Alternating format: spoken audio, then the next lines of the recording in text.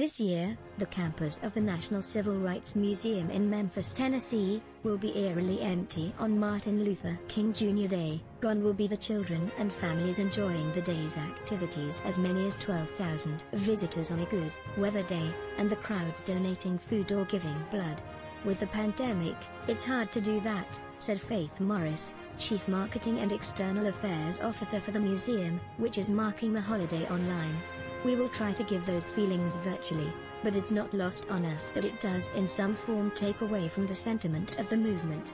Across the nation, scores of marches, parades and other events held to mark the holiday honoring Martin Luther King Jr. have been cancelled because of the COVID-19 pandemic that has especially devastated Black Americans. Many events have moved online, offered virtually through Zoom or other apps, but organizers hope public enthusiasm will remain high given the extra resonance that the holiday carries in a time of continuing social unrest. Martin Luther King Jr. Day, held on the third Monday of January, arrives this year after months of Black Lives Matter civil rights protests following the police killings of George Floyd and Breonna Taylor, and a recession that has disproportionately hurt Black Americans. It also follows a January 6th attack on the U.S. Capitol by supporters of President Donald Trump, including many white nationalists trying to discredit the votes of Black Americans who backed President-elect Joe Biden and Vice President-elect Kamala Harris, who will be the nation's first Black and first Asian Vice President.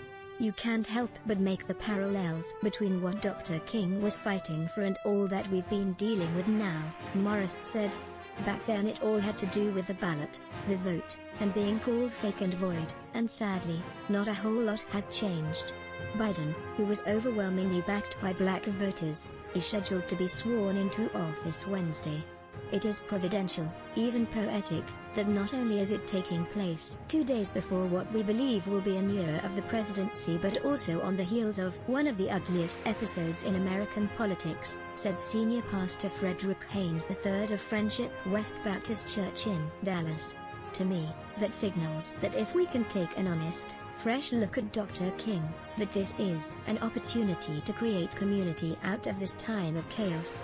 Haynes was set to speak at a virtual candle-lighting ceremony marking the holiday in Dallas, which, like many cities, cancelled its annual march in favor of virtual experiences, some with creative approaches. San Antonio, which hosts what is believed to be the nation's largest annual march, commissioned a filmmaker to produce a history of the holiday. In Houston, home to the nation's oldest MLK parade, organizers are hosting a parade of giving to help the city's needy and broadcasting a virtual parade. Some worry that a virtual experience might not prove as effective as the real thing.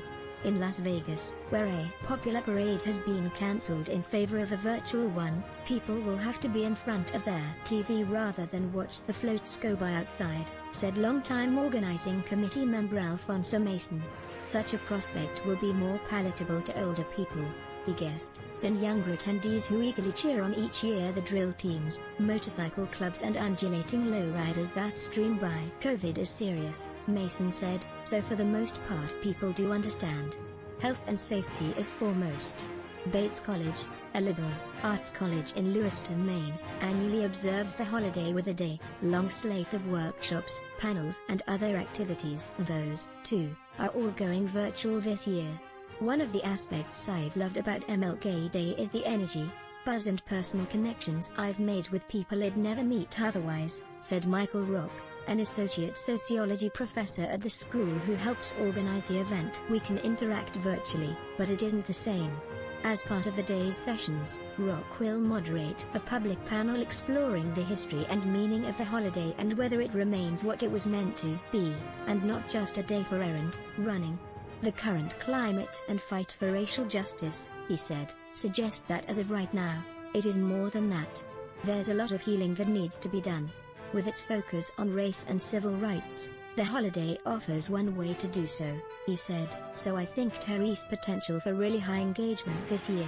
Despite the virtual nature of the day, organizations in some cities, meanwhile, are moving forward with plans for in-person events, including a pair of annual marches in Portland, Oregon, and Seattle. The gatherings come after the FBI warned last week of possible armed protests in all 50 states. and experts have worried that domestic terrorists might turn their attention to state capitals. So far, such worries have not consumed those organizing holiday events. White supremacists don't usually show up to our protests unless they're in trucks, said Teresa Ryford, executive director and founder of Don't Shoot PDX, a police watchdog group that is among those sponsoring Portland's Reclaim MLK annual March for Human Rights and Dignity. We've learned to de-escalate that by not engaging. But since the group has often been at odds with city leaders and law enforcement, we're always worried about our safety and what's going to happen.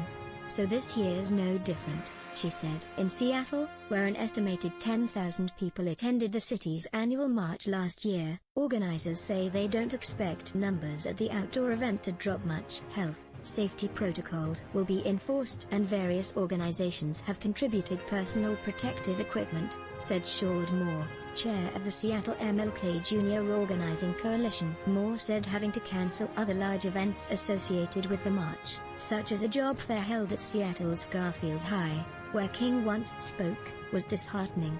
And while the group has not received any threats, she said, that doesn't mean we're not cautious.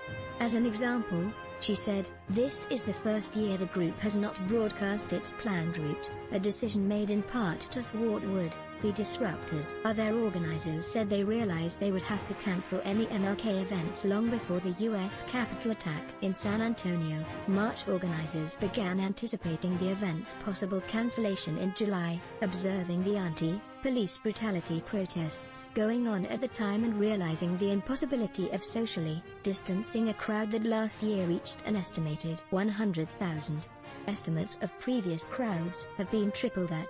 We knew that 2 days before the inauguration, regardless of who won, that the march could have attracted up to 500,000 people, said Renee Watson, who chairs the city's MLK Commission. Rather than do nothing, the group hired a filmmaker to bring the march to life with a 90-minute film to be broadcast locally and beyond on YouTube or via a cell phone app.